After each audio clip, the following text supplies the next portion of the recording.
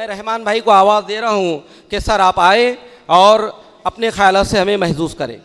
रहमान भाई। बिस्मिल्लाहिर्रहमानिर्रहीम, नहमदु व नसल्ली अला रसूलिल करीम, अम्मा बाद। मोहतरम बुज़ुर्गों और दोस्तों और मेरे अजीज़ दीनी भाइयों, आज यहाँ पर वैसे हमको बोलने का ज़्यादा शौक़ है।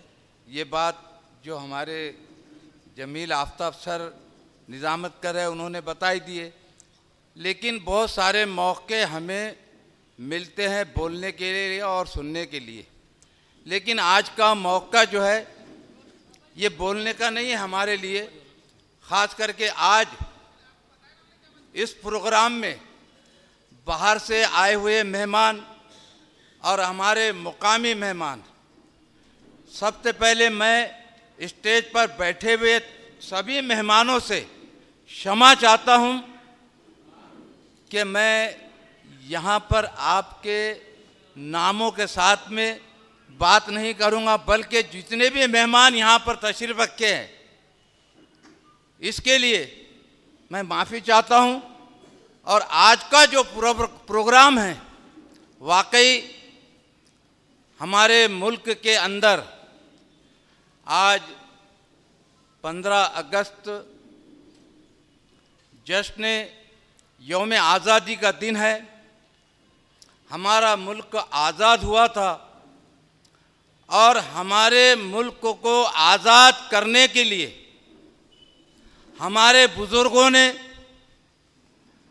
हमारे मुल्क के बड़े बड़े रहनुमाओं ने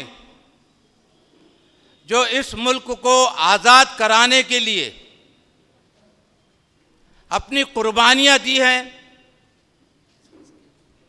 जब कहीं ये जाकर ये मुल्क आज़ाद हुआ है और आज पूरा भारत जो है एक तिरंगे के नीचे है, ये हमारे लिए बहुत खुशी की बात है।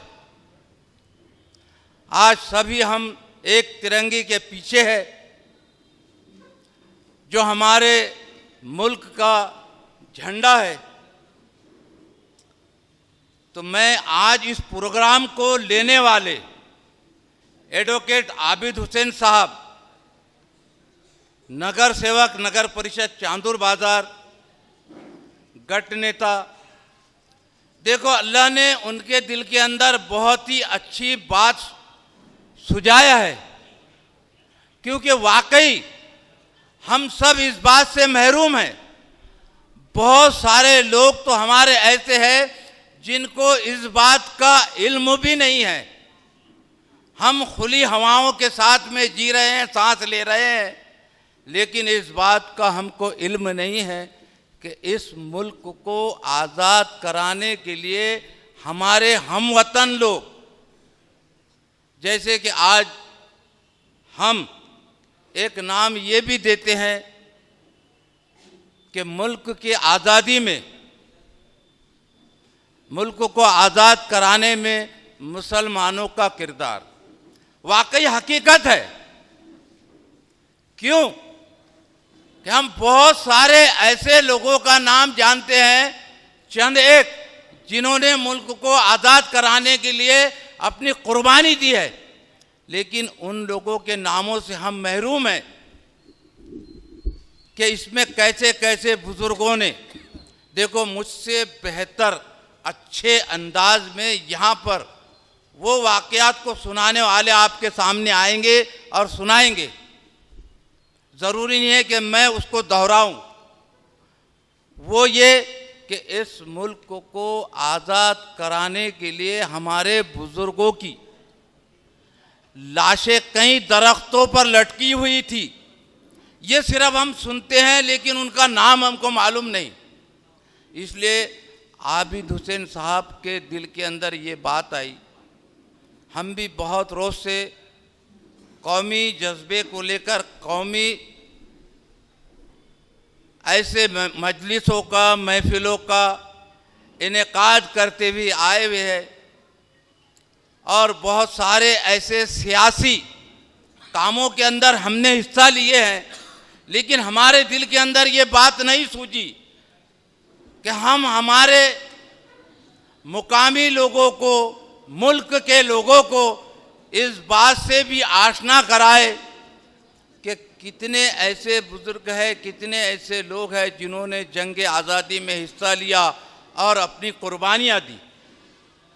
इससे हम महरूम हैं। आज आबिद हुसैन ने ये एक बहुत ही अच्छा प्रोग्राम लिया है। मैं इसकी प्रोग्राम की तायीद करने के लिए, लेकिन मैंने कुछ अल्फाज थोड़े बोल दिए हैं। मुझसे कुछ ज़्यादा अगर बोलने में आ गया होगा या कोई गलत मैंने कह दिया हूँ अपने ज़ुबान से, तो आप सभी साथी, मेरी कोई भी इस्लाह कर सकता है और मैं उसकी माफ़ी भी चाहता हूँ। लेकिन आज के प्रोग्राम की तायीद करने के लिए मैं यहाँ पर खड़ा हुआ था, क्योंकि पाबंदी आयद हुई है हम पर कि हम बहुत मुख्तसर बोले, क्योंकि हम मुकामी साथी हैं, हम बोलते रहते हैं, आप सुनते रहते हैं।